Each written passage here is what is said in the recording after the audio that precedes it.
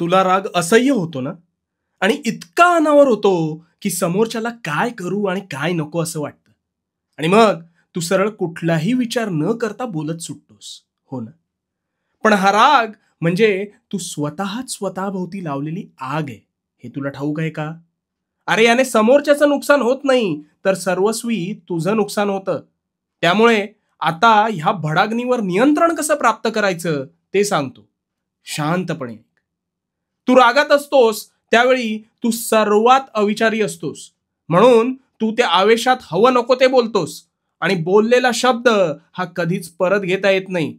त्यामुळे तू समोरच्याच्या मनाचा विचार न करता बेफाम शब्दांनी वार करतोस. आणि त्याला तर ते लागतंच, पण त्याचा त्रास हा तुला जास्त होतो. मग जेव्हा तू शांत होतोस, तेव्हा तुला वाटतं, आपण फार बोलून गेलो का? हो, फार बोलून गेलास. आता लक्षात घे, एखादी वस्तू तुटली की तू जोडायला जाशील आणि जोडशील सुद्धा. पण कितीही नाही म्हटलं ना, तरी त्यावरचे व्रण मात्र तसेच राहतील. आणि म्हणून धनुष्यातून निघालेला बाण आणि मुखातून निघालेला शब्द हा कधीच परत घेता येत नाही. मग अशा वेळेस काय करायचं? अशा वेळेस काय करायचं तर डोक्यावर बर्फ ठेवायचा. गरम वस्तूला हात लागला की हात भाजतो आणि मग वाटतं की आपण अविचारीपणा केला का? हो, कारण वस्तू थंड झाली असती तर हात भाजला नसता.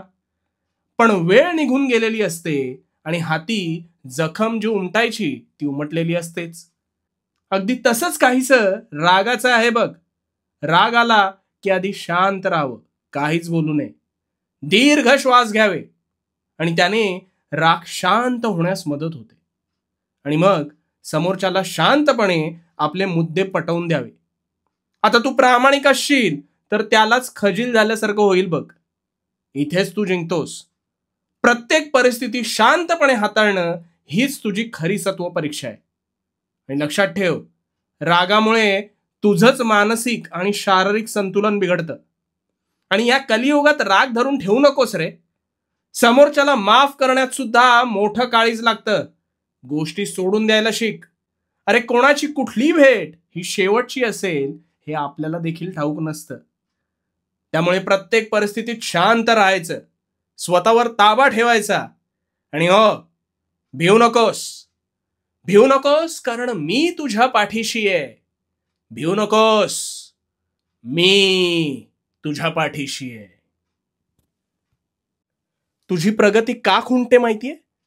अरे प्रयत्न करता करता कालांतराने तुला हळूहळू यश प्राप्त होऊ लागतं.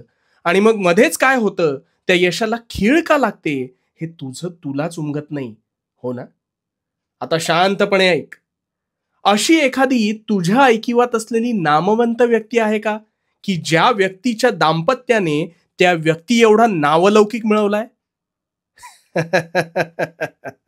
नको विचार करूस. असं होणे आजवर शक्य झालेलं नाही. याला कारण म्हणजे माणूस जेव्हा अधिकाधिक कठीण प्रसंगातून जातो, तेव्हाच तो अधिक प्रयत्नशील आणि कणखर बनत जातो. अशा वेळेस बुद्धिचातुर्याच्या बळावर मेहनतीने परिस्थितीला मात देत अनेक शिखरं तो गाठतो. पण ह्या उलट परिस्थिती त्यांच्या दाम्पत्याला असते. त्यांना ह्या परिस्थितीच्या झळा टोचलेल्याच नसतात. कसं आहे, हिरा जो आहे ना, हा हिरा सदैव कठीण प्रसंगात घडत असतो. त्यामुळे किंबहुना त्यांना त्यांच्या पालकांइतका नावलौकिक मिळवताच येत नाही. याचं कारण त्यांच्या आयुष्यात कठीण प्रसंग येतच नाहीत. आता ह्याचंच एक कारण अहंकार सुद्धा आहे. कारण जिथे धडपड संपते तिथे पडझड सुरू होते बघ. तू सुद्धा प्रगती करत असताना मध्येच डचमळतोस, कारण माझ्यासारखा कुणीच नाही ही गर्वाची आणि अहंकाराची वाळवी तुझ्या नकळत तुला बोचायला लागते. आणि तुझ्या ह्या अहंकारापोटीच तुझी ही अधोगती सुरू होते. अरे माणूस कितीही उंच उडाला तरी त्याला शेवटी यायचं कुठे आहे?